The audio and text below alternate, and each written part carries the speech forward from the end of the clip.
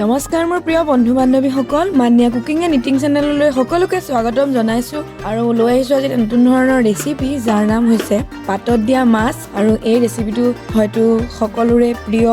তো আহকচোন মই আজি কেনেধৰণেনো ভিডিঅ'টো তৈয়াৰ কৰোঁ, তো কেনেকৈনো মই বনাওঁ আপোনালোকে শেষলৈকে ভিডিঅ'টো চাব। আৰু তাৰ বাবে মই এতিয়া মোৱা মাছ কেইটামান লৈছোঁ। প্ৰথমতে এনেধৰণেৰে এতিয়া কলপাতখনতে মই এনেকৈ দি যাম মাছকেইটা। মাছকেইটা ভালদৰে ধুই পখালি লৈছিলোঁ। ইয়াৰ পেটুখিনি গুচোৱা নাই। আপোনালোকে কোনোবাই যদি পেটুখিনি গুচাই ল'ব বিচাৰে তেতিয়া গুচাই ল'লেও হ'ব।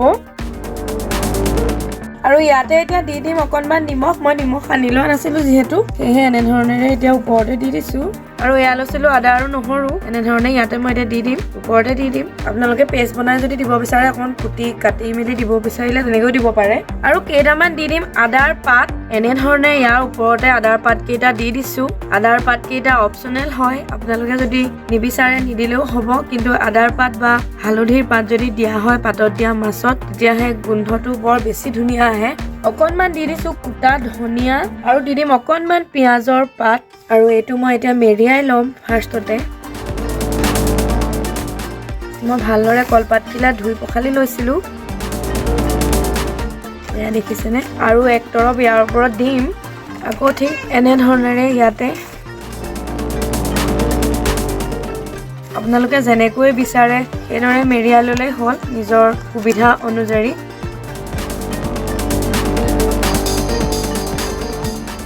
এতিয়া ইয়াতে বান্ধি দিম ৰছীয়ে। ৰছীও মই এয়া কলপাতৰ যিটো ঠাৰি সেইডালেই লৈছোঁ। অকণমান এনেধৰণেৰে সৰু সৰুকৈ কাটি ল'ম এতিয়া।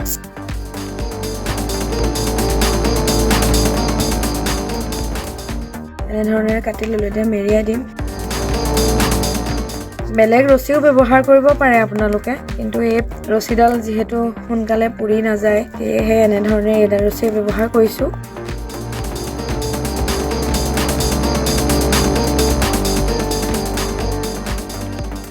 আকৌ এইটো ছাইডৰ পৰাও এনেকৈ বান্ধি দিম।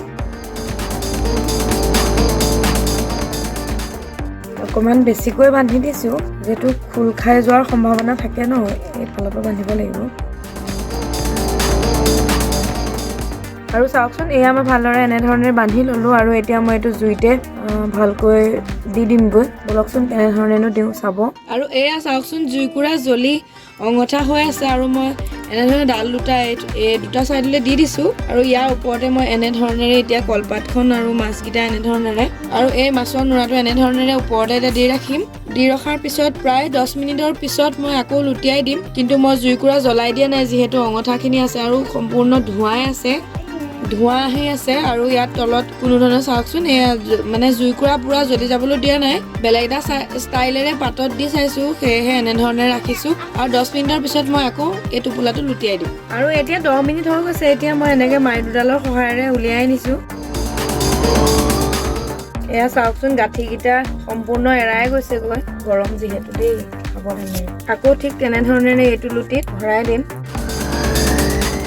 কলপাতখন পুৰি গৈছে, কিন্তু চিন্তা কৰিব নালাগে। এইটো চাইডে পুৰি গ'লে যিহেতু ৰছী গাঁঠিবিলাকো পুৰি গৈছে, কিন্তু কলপাতটো পুৰি দিলেও ইয়াৰ ভাজটো সদায় ৰৈয়ে যায়। সেয়েহে আকৌ এনেধৰণেৰে অঙঠাতে 10 মিনিট ৰাখিম। এয়া 10 মিনিট হৈ গৈছে। এতিয়া মই এইখিনি এখন কাঁহীলৈ লৈ লওঁ। আৰু এয়া চাওকচোন, গৰম হৈ আছে। কাঁহীত লৈ ল'লোঁ। গোন্ধটো বৰ ধুনীয়া আহে দেই, পাতত দিয়া মাছৰ গোন্ধ।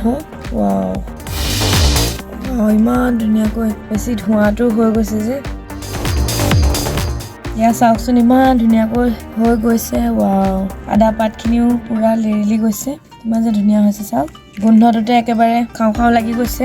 আৰু এতিয়া মই এই মাছকেইটা এটা চৰিয়াত লৈ ল'ম। আপোনালোকে যিসকলে পাতত দিয়া মাছৰ আকৌ পিটিকা কৰি নাখাওঁ বুলি ভাবে, তেতিয়া এনেধৰণেৰে আপোনালোকে খাই চাব পাৰে। কিন্তু মই এতিয়া আকৌ এটা নতুনকৈ বনাই দেখুৱাম। এইখিনি আকৌ এটা পিটিকা বনাই দেখুৱাম। তো মই এতিয়া এটা চৰিয়া লৈ ল'ম। এটা চৰিয়াতে এতিয়া পিঁয়াজ অলপ কুটি লৈছোঁ। আৰু এতিয়া ইয়াতে দি দিম মাছকেইটা।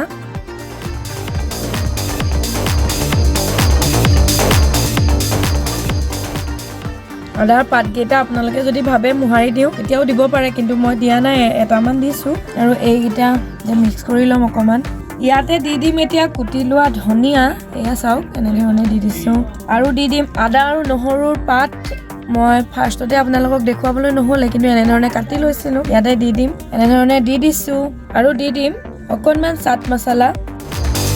আৰু অকণমান দি দিম মিঠাতেল আৰু মই এতিয়া সানি ল'ম আদা নহৰুখিনি যিহেতু ইয়াতে দিয়া হৈছিলে তো মই এনেধৰণে পিটিকি দিম ইয়াতে আৰু এনেধৰণেৰে মই পুৰা সানি লৈছোঁ এতিয়া ইয়াত আপোনালোকে কেতিয়াবা আদা পাতৰ সলনি হালধি পাত বা তৰা পাত বুলি পায় গাঁৱৰ মানুহে যিহেতু চিনি পায় বহুতেই তো দি চাব পাৰে আৰু এই মাছখিনিতে আপোনালোকে যদি নহৰুটো পুৰি পেলাই দিয়ে তেতিয়াও কিন্তু বৰ ধুনীয়া লাগে দেই খাই আৰু বিলাহীৰো ব্যৱহাৰ কৰিব পাৰে কিন্তু আজি মই চিম্পুলকৈ বনাই দেখাইছোঁ এয়া চাওকচোন সানি হৈ গৈছে যিহেতু মই ইয়াত নিমখ দিছিলোঁ সেয়েহে মই নিমখ এতিয়া আকৌ ব্যৱহাৰ নকৰোঁ আৰু ইয়াতে মই এতিয়া দি দিম কাটি লোৱা ভোট জলকীয়া আকৌ মই তেনেধৰণে সানি লওঁ আৰু এয়া চাওকচোন ৰেডি হৈ গৈছে এতিয়া গৰম ভাতৰ লগত খাবলৈ কিমান ধুনীয়া হ'ব সেয়া হয়তো দেখাসকলে বুজি পাইছেই আৰু এয়া মই ৰেডি কৰিয়ে পেলালোঁ আজি মাছৰ পাতত দিয়া চাওকচোন